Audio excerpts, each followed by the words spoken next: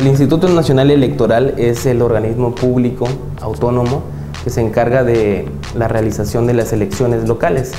Este instituto es una nueva figura que surge a partir de la creación de la nueva reforma político-electoral en México. Cambia la denominación de Instituto Federal Electoral a Instituto Nacional Electoral por dos motivos principales.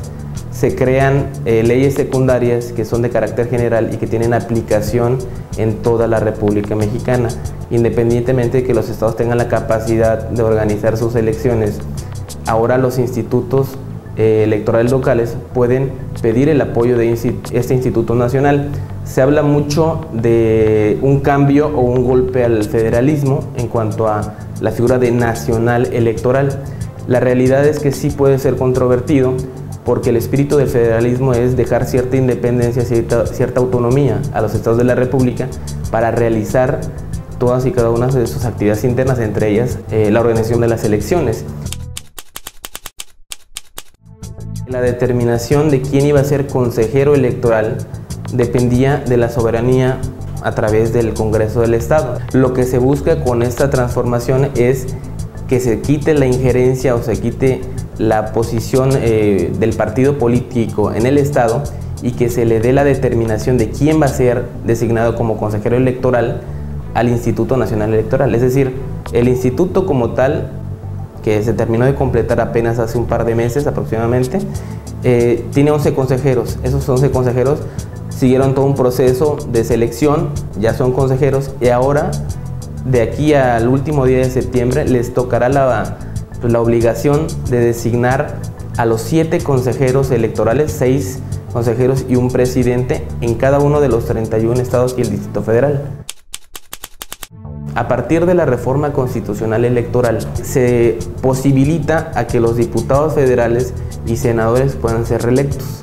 Es decir, en el caso de los diputados federales van a poder reelegirse 3 veces más para completar en total 12 años. Es decir, hoy me eligen como diputado y puedo contender para reelegirme en 3 periodos siguientes para completar 12. En el caso de los senadores solamente una ocasión. No está permitida la reelección en el caso de la presidencia de la República, eso está bien acotado.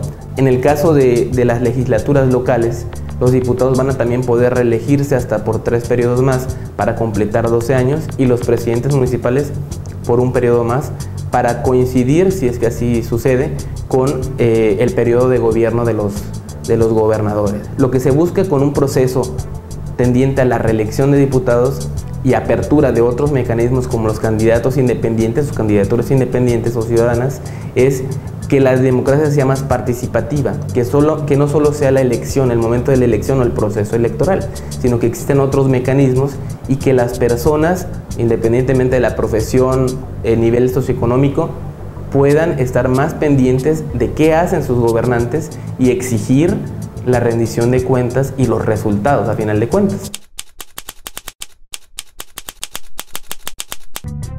En el caso de los regidores y presidentes municipales van a poder repetir un periodo más de 3 años, si van a poder contender para poderse reelegir.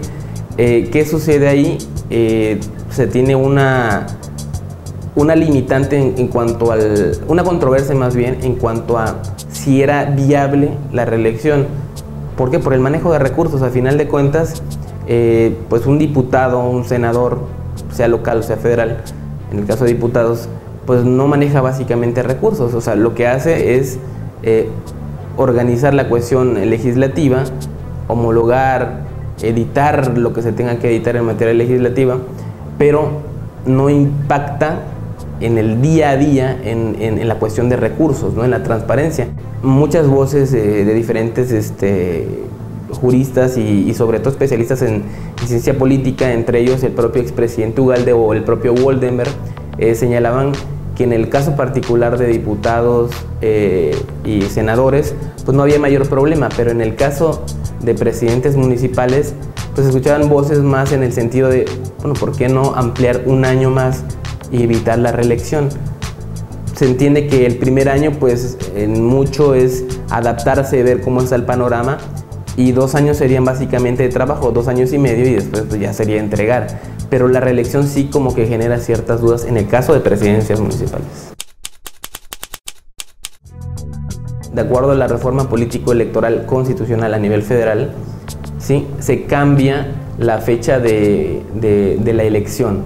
Se adelanta para el mes de junio, ya no será en julio, al menos en este proceso que viene, va a ser el 7 de junio, y antes, en este año, iniciará el proceso propiamente la primera semana del mes de octubre de este año. Es decir, antes era en el mes de octubre el inicio del proceso electoral, pero la jornada electoral era en noviembre. Antes era en noviembre, el 25 de noviembre, de acuerdo a la ley, era el inicio del proceso electoral, y la jornada electoral era en julio. Ahora va a ser el inicio en octubre de 2014 y la jornada electoral en julio. Es decir, para el mes de septiembre aproximadamente del año 2015 ya tendremos nosotros diputados locales después de la validación y si es que impugnaron o no la elección de alguno de ellos.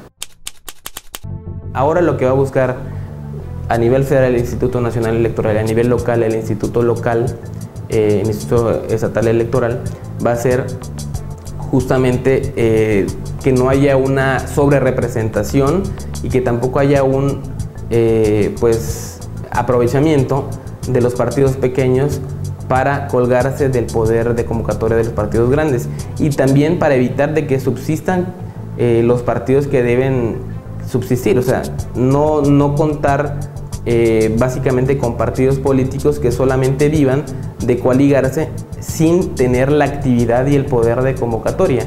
Básicamente lo que busca la reforma, lo que busca el proceso de reforma federal y local va a ser que la definición de los partidos sea más trabajar directamente en la ciudadanía y no en la negociación política de posiciones.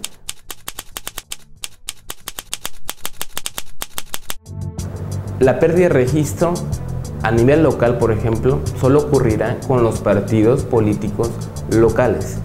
Si se trata de un partido político nacional en el estado, PRI, PAN, PRD, o bueno, básicamente todos los que están actualmente, ¿qué sucede? Si alcanzan menos del 3%, pues no perderán básicamente el registro porque son nacionales.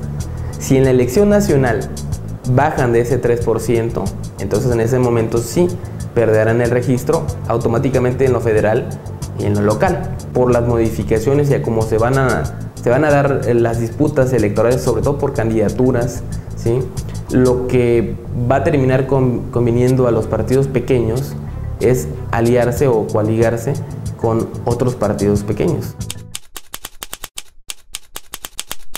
Ese mecanismo de participación ciudadana que es la candidatura independiente, pues todavía no está como tal muy abierto, todavía podemos tomarlo como una ficción porque los requisitos son muchísimos. Entonces es una expectativa todavía, no quedó acabado, está incompleto. Seguiremos pues viendo el protagonismo mayor de los partidos políticos y no de los ciudadanos de manera independiente, porque no es lo mismo que un ciudadano que no es político sea proyectado por un partido político. Básicamente tendrá que seguir los fundamentos, los documentos básicos de ese partido político. En el caso de una candidatura independiente, tendrá básicamente que mostrar la filosofía de gobierno o lo que pretende hacer en el ejercicio de gobierno.